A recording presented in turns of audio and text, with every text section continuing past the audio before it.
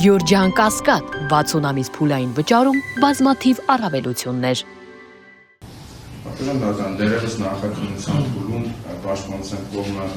3 անձի մասնավոր հարցներ ենթարկել, ովքեր եղել էին դեպքի վայրում եւ ցուցմունք էին ցանկացել տալ։ Նրանցից մեկը դատարանում մեկի հնարավոր չեղավ դատարանում ապահովել, երկու մասով մենք հրաժարվեցինք մասնավոր հարցումից։ Մյուս անձը մահացել էր այդ անձի ցուցմունքը ճանաչվեց որպես այլ փաստաթուղթ տարածված, իսկ դատարանում հարցը քննվեց Արաքսե Զորաբյանը, ով նշեց, որ դեպքի օրը որ բնակվում է Դաշտավան գյուղում, որը կապված է Հայաստանից եւ Օգտաշար գյուղերի խաչմերուկին, դեպքի օրը մասնավորապես ժամը 4-ից 5 ժամանակահատվածում գնացել է նշված խաչմերուկ, այնտեղ ցուցարարներ են հավաքված եղել, ոստիկանները իրենց չեն թույլատրել գնալ դեպի Երևան, որի պատճառով վիճաբանություն է տեղի ունեցել։ Որոշ ժամանակ Դավիթ Համբարձումյանը եկել է, փորձել է հանդարտեցնել բոլորին, տեղում հավաքված անձինք նրան ասել են, որ բերման ենթարկվածներ կան եւ խնդրել են Դավիթ Համբարձումյանին, որպեսզի օրինակի վերջիններից ազատ արձակելու։ Տեղյակ է, որ որոշ ժամանակ հետո այդ անձանց ազատ են արձակել։ Դատարանի կողմից տված հարցին, թե ինչպիսի հեռախոսահամարներ օգտագործում, վկան համապատասխան տեղեկությունները հայտնել է եւ նշել է նաեւ, որ տնից դուրս գալիս հաճախ հեռախոսը թողնում է տանը։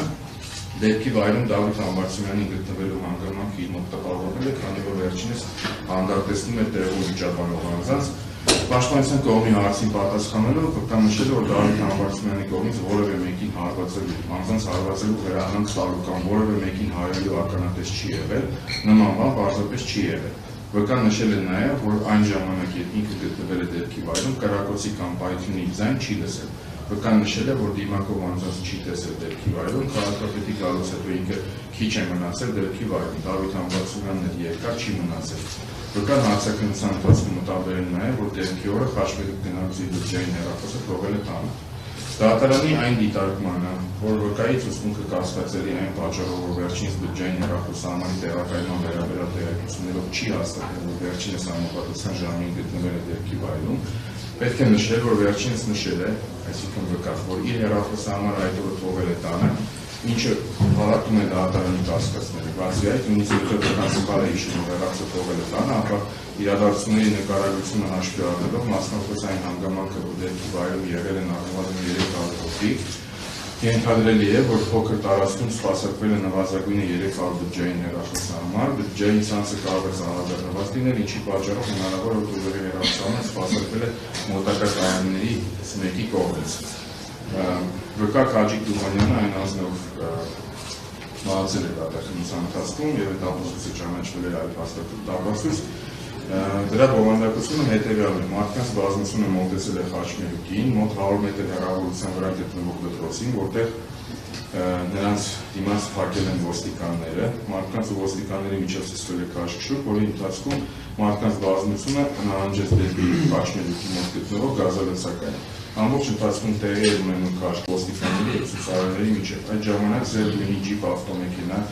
մոտեցավ, որից իջավ Մարսի քաղաքապետ Դավիթը, ում ճանաչում է դեմքով եւ անունով, սակայն չգիտի ազգանունը։ Դավիթը անմիջապես մտել է մարդկանց բազմության մեջ եւ կոչել է հանդարտության։ Նույնը ասել է ոստիկանների, ժողովրդի մեջից լսվեցին ձայներ, որ մարդկանց են բռնել ու պահանջեցին Դավիթից, որ նրանց ազատ արձակի։ Դավիթը դիմել է ոստիկաններին, որ բոլոր ձերբակալված անձանց բաց թողեն։ Ինքը այդ պահին վերադարձել է խանութ, քանի որ հաճախորդ է ունեցել, որոշ ժամանակ անց ասել է, որ ոստիկանները մարդկանց ազատ են արձակել, որից հետո ճանապարհը բացվել է եւ մարդիկ սկսել են ցնվել։ Այդ ամբողջը տևել է մոտ 30-40 րոպե, այդ ընթացքում Դավիթը որևէ մեկի հետ չի վիճել, չի քաշքշել, չի հարվածել, ընդհակառակը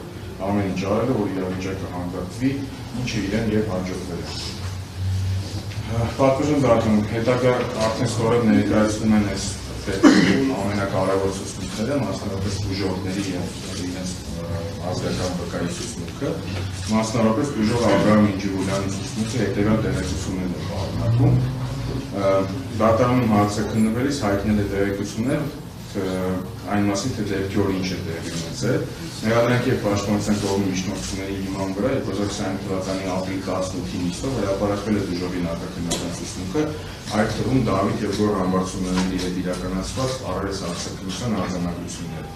Հրապարակումից հետո բուժողը հայտնել է, որ սխալմունք է տեղի ունեցել անձանց անունների մասով, նկատի ունենալով Դավիթ եւ Գոր Համբարձումյանների Առերեսական ժամանակ պարզել է, որ Դավիթ Համբարձումյանը չի եղել այն անձը, ում գործողությունները ինքը նկարագրել է։ Հանրային մեղադրողի հարցին պատասխանելիս դժողը նշել է, որ սխալմունք է եղել այն մասով, որ ինքը նշել է, որ իրենց ծեծի են ենթարկել Դավիթ եւ Գոռ Համբարձումյանները։ Դժողը նշել է, որ առերեսական ժամանակ չի պնդել, որ իրենց ծեծի են ենթարկել Դավիթ եւ Գոռ Համբարձումյանները ոչ թե այն պատճառով, որ վախեցել է ինչ-որ հաշվետվից, այլ այն պատճառով, որ առերեսական ժամանակ հասկացել է, որ իրենց այլ անձինք է ծեծի ենթարկել։ Այն հարցին, թե ի վերջո իրականությանը համապատասխանում է դժողի նախաքննական ցուցմունքը, թե առերես արձագանքության ընթացքում հայտնած տեղեկությունները, դժողը նշել է, որ իր կողմից նախաքննության ընթացքում տված ցուցմունքները դեպքի վերաբերյալ հայտնած տեղեկությունների մասով իրականությանը համապատասխանում են, բացառությամբ այն տեղեկությունների, որ իրենց Դավիթն ու Գոռ Համբարձումյանն են հարվածել։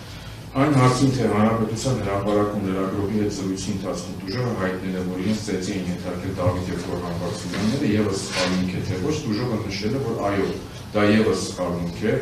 իրեն այդպես են ասել այլ անձին, ինքն էլ լսելով հայտնել է լրագրողներին։ Դժողը նաեւ նշել է, որ իր սկզբնական ցուցմունքները չի կարդացել, քանի որ վստահել է քննիչին։ Դժողը նշել է, որ իր կողմից ձեռագիր գրված ցուցմունքները եւս ճիշտ է, բացառությամբ այն մասի, որ Դավիթ եւ Գոռ Համբարձումյաններն իրենց ծեծի ենթարկել եւ հարվածներ հասցրել։ Այդ հանգամանքը վկան պարզել է առերեսման ժամանակ,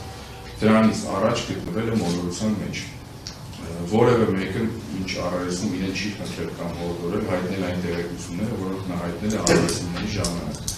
Ոչ մի վախեր չունի իրականությունը հայտնելու համար, իրեն միայն անհանգստացնում է, որ ցուցմունքներում սխալ մարդկանց անուն է տվել։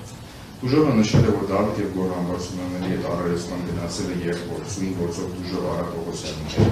սակայն վերջինիս մասնակցության առերես արձագանքություն տեղի չի ունեցել, քանի որ Արա Պողոսյանը ցուցմունք է տվել, ինքն ընդունելով իր պատմածը։